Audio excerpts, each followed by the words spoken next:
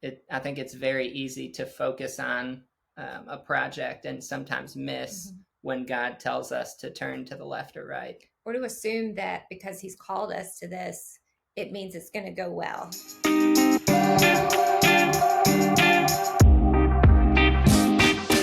Craig and Chera, welcome to Faith Forms. Thanks, Brock. Thanks for having us. So, you guys have just released a new game called Bug and Seek. Great name, by the way. It's a great name, isn't it? I can't even say it without laughing. So. For divine inspiration. Brock inspiration. That's what that was. Yep. So it's this really cute 8-bit cozy game about catching bugs, and tell us more about it. Yeah, it is. It's all about the bugs. It is inspired by real life nature. So we used real life bugs and built kind of a Stardew Valley-esque world where you explore and catch a variety of insects and arachnids and all kinds of things. Put them on display in your bug museum, and then you collect money from patrons to come and see what bugs you have on display. Awesome. What was the inspiration for it? A lot of outside. We moved out to the woods a couple of years ago and kept finding, we're in East Tennessee, so there's a lot of bugs out here. And then our kids. Yeah, the joy of them just exploring in the woods. And you had also had the idea to make kind of a creature collector game because you enjoy that. I like playing those games. Yeah. And we thought, what better creatures to collect than the real ones? Yes. No lack of inspiration or content out there. Now, this is your first game published under So Peculiar, right? It is, yes. And what is it on? It's currently on Steam. We're working on a Switch port. So we're in discussions right now with studios for that. So that'll be coming hopefully in April or May. We're not exactly sure of the deadline yet, but it'll be spring. And now you guys have a pretty incredible journey. I believe when I first met you, what was it, 6 or 7 years ago at CGDC, I don't think you knew anything about game development at the time. That is fair. That's accurate. Yep. But I remember you were super hungry to learn, and you were asking fantastic questions, and you could just tell that you were going to succeed one way or another. Thank you. Sometimes that's a good thing about me. I get really intense about whatever I'm into, and so this was just something that was in my heart, and I didn't really have words to explain it. And had I known all the things that were involved in making a game, I think it would have intimidated me. So there was a lot of blessing in the naivety that I came into this with, because I just kept doing what was right in front of me, and eventually learned enough that we could make something beginning to end. Yeah. How long had that been in your heart? This idea sparked when and Craig was working full time at this point at another job, and so he was just like, "Sounds cool, go for it." He said, "Well, this sounds out there, but if you want to do it, I support you." But yeah, for me, it was an idea that was sparked by one of our kids, our oldest son, who wanted a big kid game. He said he was turning 5. We had talked about big kid stuff that he would get to do, and he asked for a big kid game for his birthday. And so that just set me off on just a little journey in my mind and my prayer life about what does that look like, and really talk to the Lord about, if you are a God who loves to give us good things, this is something my kid's asking for, and I don't know how to give it to him. So what does that mean? And I really just, the phrase that kept coming to mind was just do the next thing. And so I Googled and I emailed and I found a conference in Portland, Oregon, and met you and several others. And it was always just one thing led to another.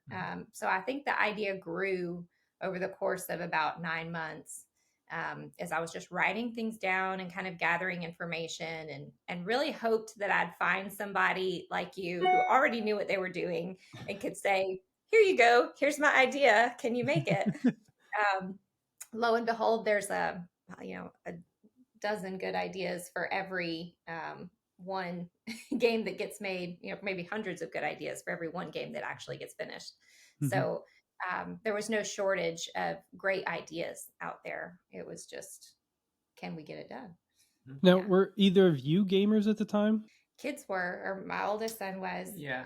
I did a little bit. I mean, I would play mobile games at the time. We had a Wii. I think I played Lego. We played Lego stuff on Wii. But I played games when I was in college, I guess when I was younger. And then we had kids and that just consumed all the time. There was just no more time. So I would not have called myself a gamer by any means at that point. But you were far more, like, I didn't even do mobile games. Yeah. I had played games growing up, kind of the classic Mario. Nintendo 64 games and that kind of thing. But I hadn't played them in college or really any of my adult life. So I had to tell Chera, trust you. It's all you. Yeah. Yeah. And how long did it take to get the vision for your studio? Oh, wow. That came, you know, you and I have talked about this a little bit, but I think my initial step into the world of game design came as a thing to do for my kids. So it was like, oh, I want to make games for kids, for my kids.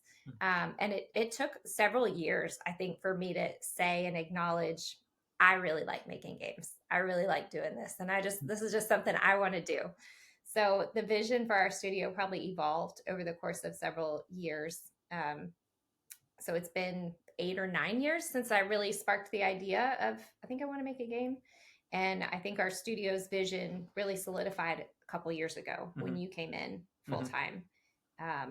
And that vision has become that we make games that highlight the good things in the world. So we love to find inspiration in the real world and kind of bring a player's attention to something good that's happening around them, even when they put down the game. And why is that important to you? I think it's easy to miss the simple things God places around us to enjoy and inspire wonder. And it's really an act of will to slow down from all the noise and all the things vying and yelling for our attention, and just focus on the things that are good in life. Like I said, that God, I think, has given us to enjoy, to reflect an aspect of his character, to remind us of him. So with Bug and Seek, there's so much awe and wonder as you get to learn about insects. They're by far the most populous, living thing. Well, I mean, plants and kind of even bugs. Yeah. I mean, they're one of the, if not the most populous thing on the planet. We so often take them for granted, but they're so interesting. And the way, just the different things they do that I would have never thought of before we did this game and had to look into and research them. And just the creativity of God and the fingerprints of God, I think, are all over them. And they're so vital to our survival. Yeah. We tend to view them as pests, but without insects, soil doesn't decompose and become nutrient rich. We don't have crops or food to eat. That's an interesting experiment to think of a world without bugs and what happens and how quickly.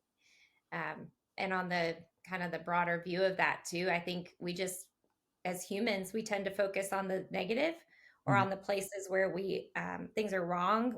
Our areas of restriction. I can't do this. I can't go here. And that we can hyper focus on those things, and then everything feels like it's not okay. But when we focus on the good stuff, and when we focus on look at all the beauty and all the things that are happening, it changes our whole perception of what's going on in our own world. So personally, I want to do more of that in my own life. Yeah. And are your games going to be overtly Christian at any point? I have no intention of that. We do have the game that I started kind of learning with and that got me really excited is a point and click adventure that was more narrative driven, definitely more metaphorical, what I would call a fantasy version of my own testimony. But we've gone back and forth a lot on like, how much do we say that this is what we intended, or how much do we just leave for the Holy Spirit to do something there? And could we, like, I mean, if I try to take charge of that, I'm probably going to mess it up. So it might just be better to leave it the way it is. Yeah. So I don't know, but we don't have any plans to make something explicitly Christian. Mm-hmm. Cool. So are you returning to that first game at some point? We are. I'm hoping to pitch it to some publishers. Nice. I think we could use some finishing funds to get that done and out the door. Having now released a game on our own and seeing all that's required to get release out the door, plus all the things that happen afterward, localization and Steam achievements and all that stuff we're working on now. I'm like, it would be really nice to have some help with all of that.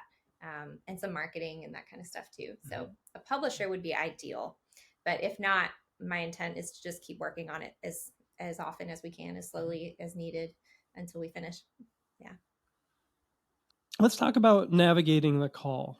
I've met a lot of people over the years that are trying to walk out this vision that God's given them, especially within the CGDC community. There's a lot of people like yourself that have an idea for a game, and they're trying to, I guess, just bring it to life, and they feel like God has given it to them.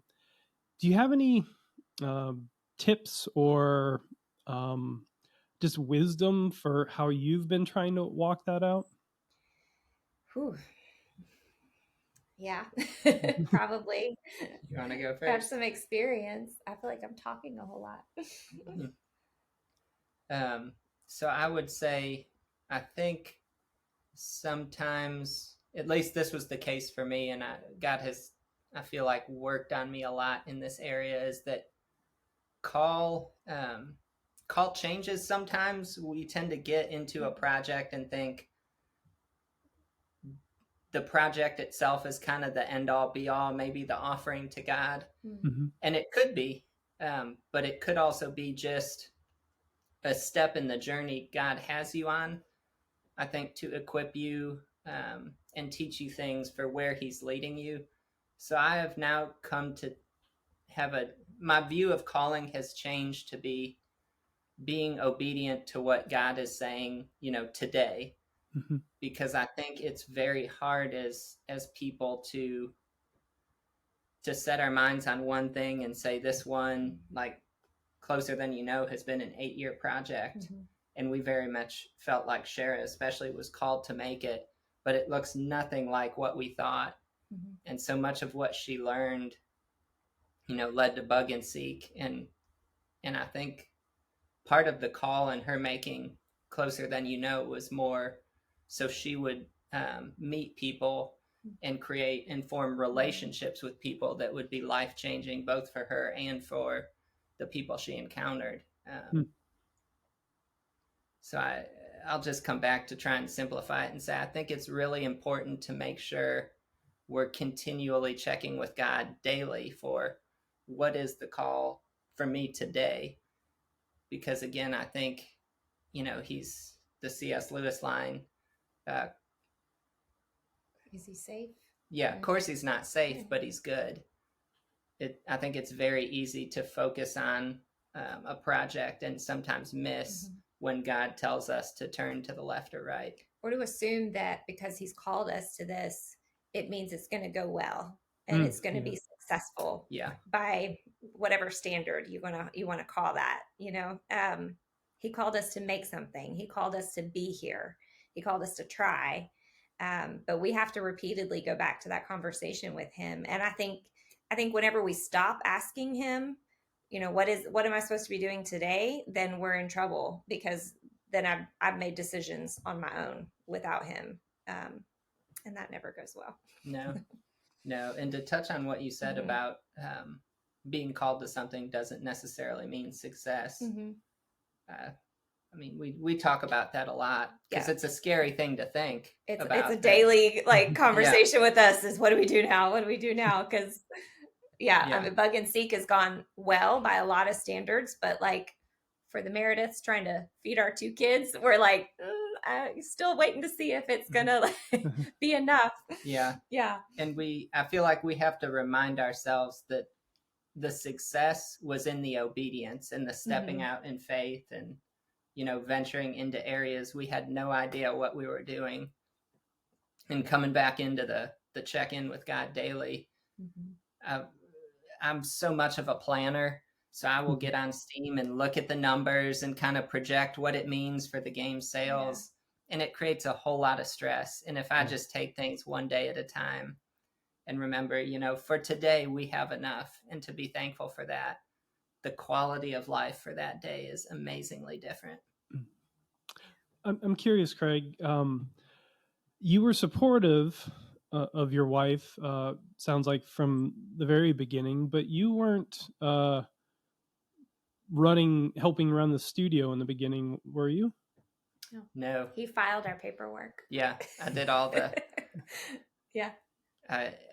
It was a poor choice at the time, but like when we created email addresses for the company, I made mine so peculiar legal, because that's all I did. Like I filed paperwork, I did contracts. Now I get on calls and stuff, and I got to figure out how to change the name on it.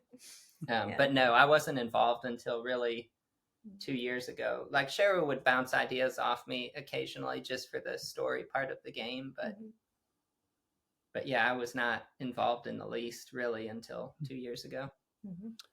So what changed there? I got really burnt out with what I was doing and kind of lost. I felt like there were differing alignments between me and the company. So that combined with burnout just made it time for a change. And they handled that very graciously. They were very generous, and a lot of that has allowed us to continue with this. But, one of the lessons God taught me, I had thought my call was to be there, at that company forever and help steer things in a way. And I think for a long time, he had been trying to whisper and nudge and tap me and say, it's time to go in a different direction. And I resisted it. So it really took kind of a fiery burnout crash where I just had no energy, and Chera was worried I was depressed, for me to realize, so that's what that nagging feeling kind of was. And so when I left, I had no idea what I was going to do. I just knew I couldn't stay. And we prayed about it. And I think God has called me in a few different directions, but we felt like one of those directions was to step into the studio, because we already had it. Chera was making great progress and strides, and she had the idea for Bug and Seek. Well, and he also was feeling called to write. So he did all the content writing for Bug and Seek, all the funny little taglines and the descriptions. He also did pixel art, which he did not feel called to at all, but we kind of just shoved on him. And he did really great with that. But he's writing a book. He's written a book, and he's about to send it out to some agents. So that was a big pivot from the business world that he's been in for a long time. Yeah. Fiction, writing fiction. So last time you and I spoke, Chera, you talked about feeling pressure to be something more than you are, to come off bigger, maybe. And you said that you started telling people now that you're just a tiny 2-person dev team. So I'd love to hear more about the kind of just that pressure you were feeling. Yeah, I don't know if I have ideas about where that comes from. I think it's just a conglomeration of a whole lot of things. But, when you see all these other studios putting out games and you want to perform as well as they are, and we want to put something out that we're proud of, like there was just kind of this tendency to say, we know what we're doing, and we're going to show you that we know what we're doing. And so here's all the ways we can prove it. And that's, from everything to like the graphic design on your website and making sure things work smoothly and trying to present ourselves in this professional way. And then we got really helpful feedback. Is it just okay to say, like, this guy, his name is Eric. I can't remember his last name, but he's from Tilt. We reached out. We heard him on a podcast. And so we just reached out and said, we really liked what you have to say. Can you give us any advice? And, generally speaking, people have been really kind and helpful when you reach out and say, I like what you have to say. Can you help me with something? People like to share their wisdom and experience. It was Eric Kovac. Yes. I think is how it's pronounced. And do you want to share like his feedback for us that was pivotal? Yeah, he made the point to us, because on Steam we had just so peculiar Games LLC. So Peculiar LLC. Like, I thought, oh, you put the legal name of your company here, right? And he made the point to us, you've got to help set expectation. If you put that, people are going to expect a studio of a lot of people, and it's just us two.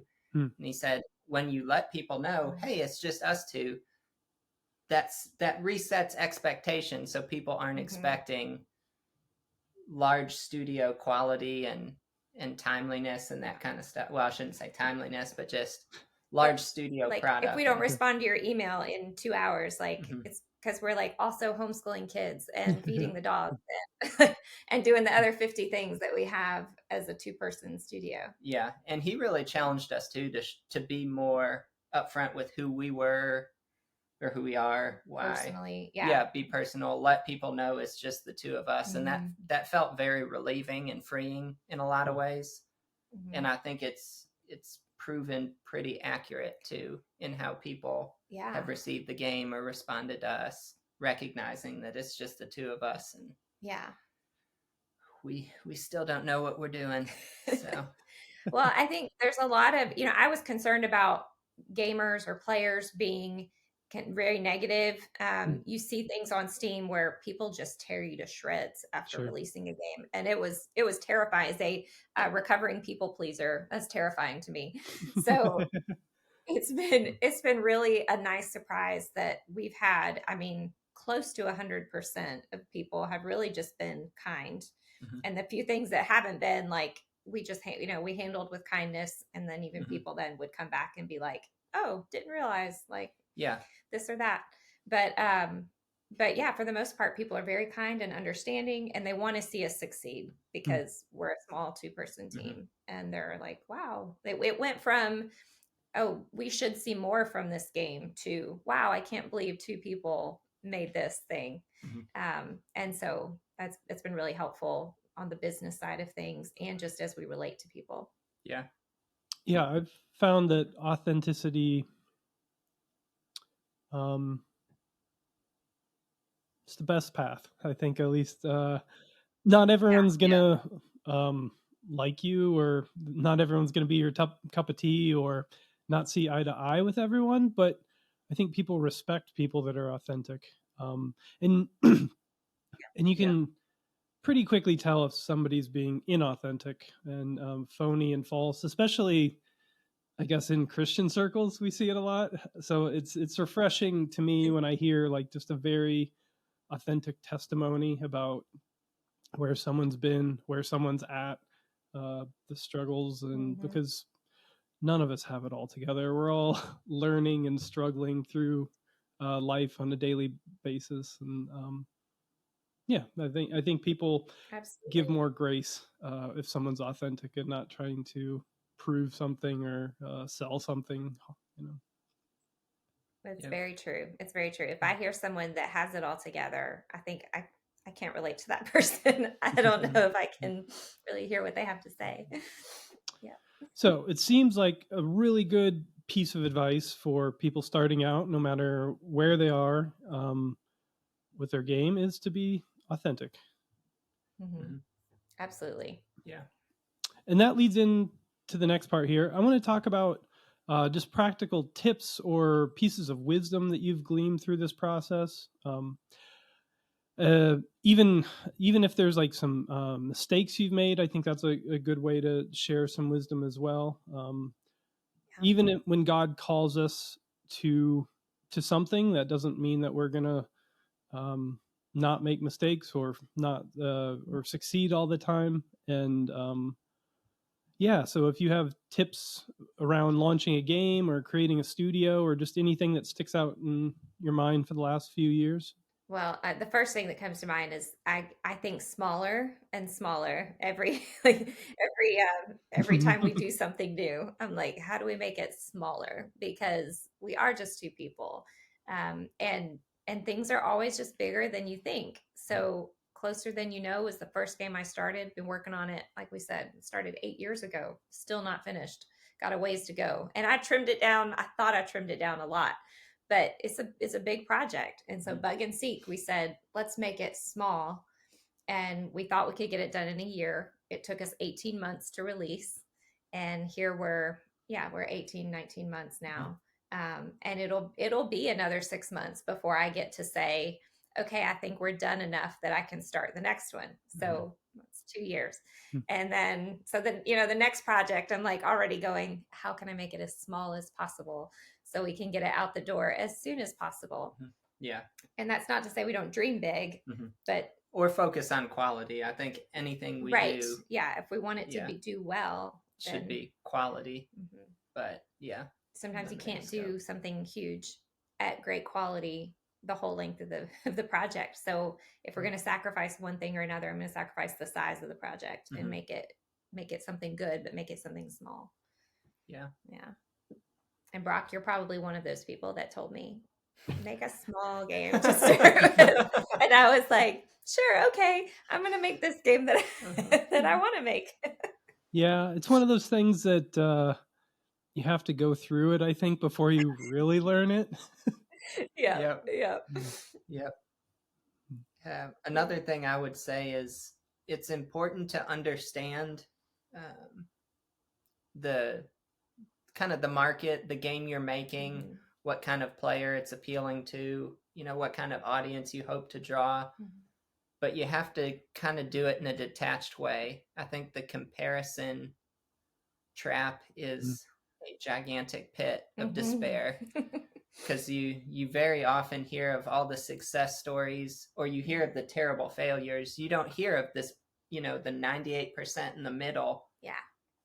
And it can be real easy to hear the success stories and let it just impact you in a negative way, because you aren't seeing those same metrics. You aren't getting that many follows or clicks or likes or upvotes on Reddit kind of thing. But, it's a double-edged sword, because I do think it's important to be informed about the kind of game you're making and how practically you're going to attract players. It's easy to think, once I make it, I just put it out there and people start playing it and buying it and they love it. And that can happen every now and then, but there's a reason people call it catching lightning in a bottle. So there's a lot of work that goes into building an audience and a following. And it's important not to, I'm preaching this as much to myself as anyone, not to despise the small beginnings. I remember when we had a Discord server of like 20 people. We were like, I can't believe 20 people want to be talk about our game. Yeah. And now it's 400 or something. Yeah, close to 400.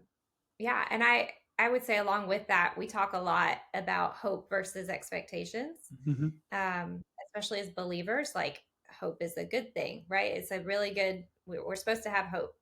And we never want to doubt that God could do something really amazing and we could see things blow up, and it would just, we'd say, yay, praise God for all that. But we also want to say, yay, praise God for one sale today, or what, just having a good day at home. And so just allowing our hope to be there, but recognizing that God's going to take care of us no matter what. And we're not going to be disappointed in him or our own work if it doesn't happen. Like, we're proud of our work no matter what numbers look like. So that's a constant. I just like it's a constant head thing. Yeah. And another practical tip I would say is expect to, if you're really serious about it, you've got to treat it like a full-time job, and you've got to put in a lot of effort to it, because you cannot put out something that is not quality, I think, and succeed. Or very rarely you can. There's some games every now and then that happens. But I think as Christians too, it reflects on us and our faith in our Creator if we don't at least, and I'll call it kind of the reasonable best we can do the reasonable best we can do. Not perfection. Not overwork or striving. I think we still are supposed to work from his rest, but you can do a lot of work still without striving. And again, always checking in daily. What am I supposed to do today? What does it look like? And we've had seasons where we've had to work kind of crunch to get things done in time, and other seasons where we were able to relax and take it easy.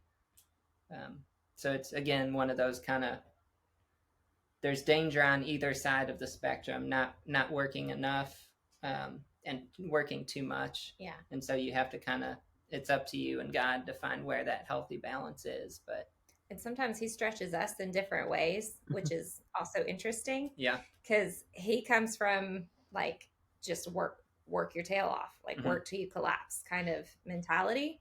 And I have wrestled with discipline in the past. And so I feel like God has really stretched me and challenged me to come on, show up, do your part, and do everything that I can that's in my power. So that means I have worked really hard and long hours on Bug and Seek, and you have too. But also some of the challenge that God has given him is you're not in control. Take your hands off this a little bit, you know? Yeah, I feel like time and again, he has let me very clearly see that doing any more work or effort is just banging my head into a brick wall. So we got to give each other grace for whatever he's, you know, wherever we're at in the moment. So it's been stretching. Yeah. So I want to ask one more question that wasn't on this doc here. So not allowed. Okay. So I'll give you a minute to think about it, and you've touched on it a lot anyway. But I want to directly ask you, what does it mean for you to be a Christian that makes games? I mean, the first thing that comes to mind for me is doing it. Is just what's my heart in it? Like, what's my attitude toward it? Am I grateful for the work that I get to do today, or am I angry, frustrated that it's not going as well as I'd hoped? How am I responding to people with problems? Because, you know, making games, we're asking for feedback. People share their thoughts on what you've made, and they'll share, like, we have to just differentiate bad bugs between good bugs in our game all the time. But so we have like the bad bugs that are reported.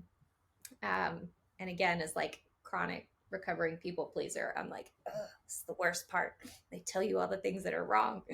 But how I respond to those things, I think, is, you know, one of the most, like, it could be Christian or not Christian in those moments, regardless of what kind of game it is. Yeah. Yeah. I think for me, it affects, how to say this. So I think it's important to be a Christian game developer means that what I'm making with God. It's, you know, it's not for God, it is, but it's far more important it be made with God. And that can look a lot of different ways for a lot of different people. Like Chera said, none of our games will be overtly or, you know, pedantically Christian. Yeah. Yeah. But it's very important also to remember that in making the game with him, everyone it touches, you know, is someone that he wants to touch or interact with. Yeah.